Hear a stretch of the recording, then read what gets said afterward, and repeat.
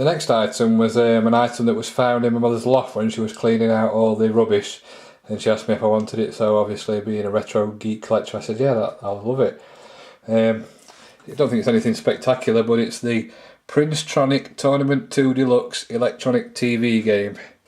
Basically, it's one of those Pong games with variants of football, tennis, squash, smash on your TV, and all things like that. As you can see from the picture, it's basically Pong but with different variants, and that looks like the football where you've got your goalkeeper and your defender. Take me back to the 70s when I used to play that.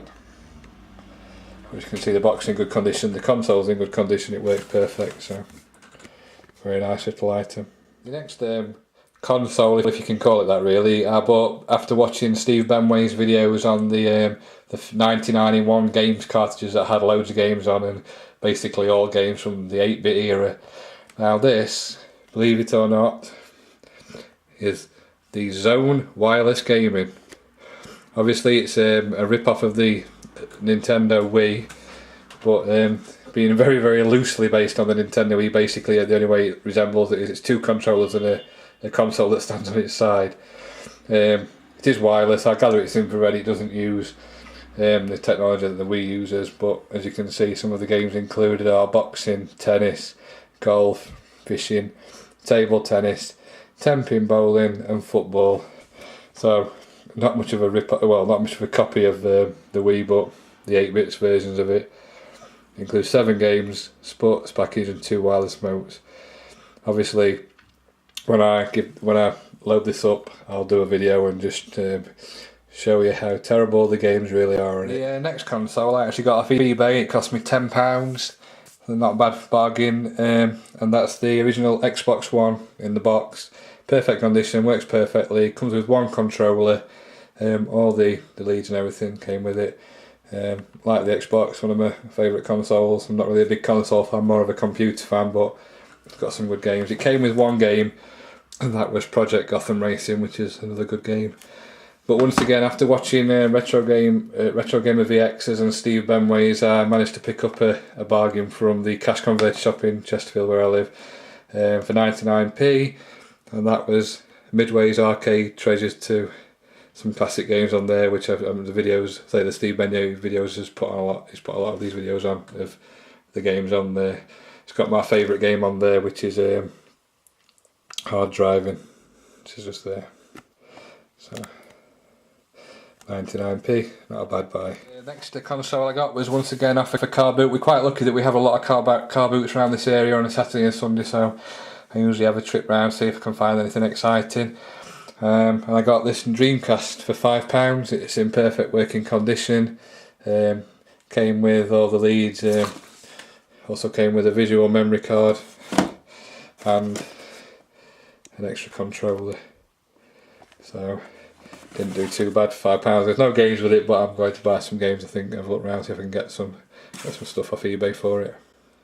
The next console, I also got it for, I think it was about £7 from a car boot sale.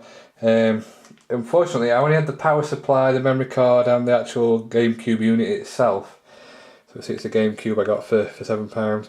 So I didn't have any games, I didn't have any controllers for it, so I've not been able to play any games on it. And I've tried it and it loads up, but then today I got a phone call from my wife while I was at work saying she'd been to a local charity shop, and lo and behold, she picked up another GameCube, this time for £5, with a game UFC Throwdown.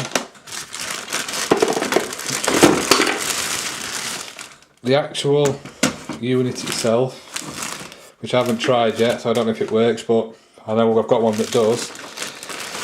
It also comes with a silver controller, which is what I wanted, a controller, so it's worth it just for the controller, the leads and the power supply.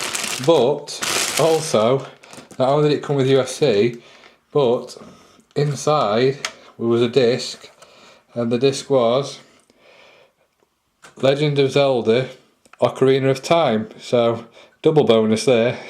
Even if the console doesn't work, I've got the joypad I wanted and 2 games. So if it does work, then I've got a spare backup to use in case my other one breaks. Before I go on to my last pickup, which I got off eBay, probably one of my favourites, I'll just show you 2 handheld consoles that I've got. I was given this by my wife. It's the original Game Boy. It comes with Tetris, which she's addicted to, and I challenge anybody to beat at it because she's absolutely fantastic. She thrashes me every time. And also, carrying on with that, I got this for £5 off Carboot, the Game Boy Advance. In good condition. It came also with a pack with the magnifier and the backlight and the car charger and everything. So no games with it, unfortunately, but it does work. So I've tested it with one of my friends' games, so that was a good pickup as well. Last but not least, as you're all aware, I was a big Commodore fan back in the day, starting with the Commodore 64, moving on to the Amiga. So when I saw this for sale for £15 on eBay, I thought, oh, I'd like that. So the Commodore 64 Light Fantastic Pack. Now this came with 3D glasses and also the gun. The gun's still there, I don't think the 3D glasses aren't. But the box is a bit tatty, but the actual computer's in good condition and it works perfect. As you can see, the data set's still in its original box, and it's still got the plastic around it, and it works perfect. So also it comes with, let's get them out. Comes with a box full of games. There's the gun, the Defender gun that comes with it. That's the toolbox games that come with the pack. Army Moves, which is in there as well. Ace 2, Combat Emulator, that was a good game. Batman, Mike Reed's Pop Quiz. There's also included 2 cartridges, Radar Rat Race and International Soccer. I don't know if I've not played those yet, so I don't know if they're any good. And also one of my favourite Commodore games, Ghostbusters. The hours I spent playing that, and you can see the manuals at the bottom.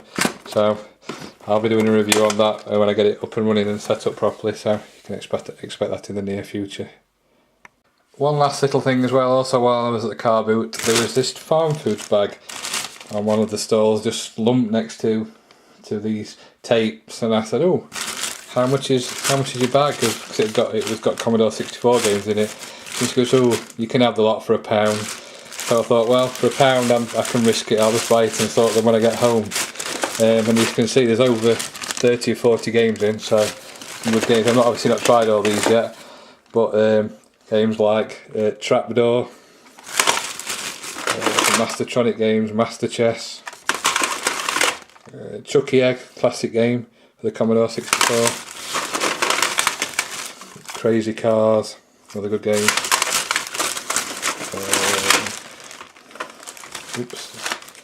The Enforcer, I've never played that. There were a lot of good games in there, and not only were those in there, but there was also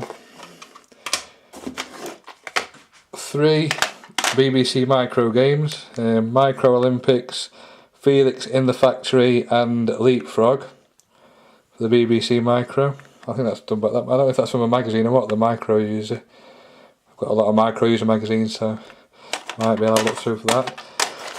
And also there was a big pile of Spectrum games in there, so when I get the Spectrum, the BBC, when I finally get one of those, I'll be able to play them. Home Accounts, Word Processor, Paratroopers, Penetrator, sounds ominous, Escape MC, Centropods for the Sinclair Spectrum. So I hope you've enjoyed watching this video of my pickups over the past couple of weeks, maybe a month or so. I hope to do some videos on reviewing some of the stuff I've shown you. As soon as I get I'm just sorting my room out so it's been decorated and all laid out with shelves so I can put my retro things out. As I said, I've got loads of magazines, and I'm on the lookout on eBay because I want to get a Commodore Amiga of some kind.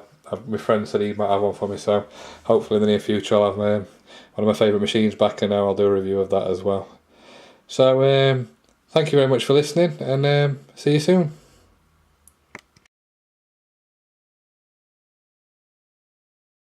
Oh, and just one more thing, Mr. Retro.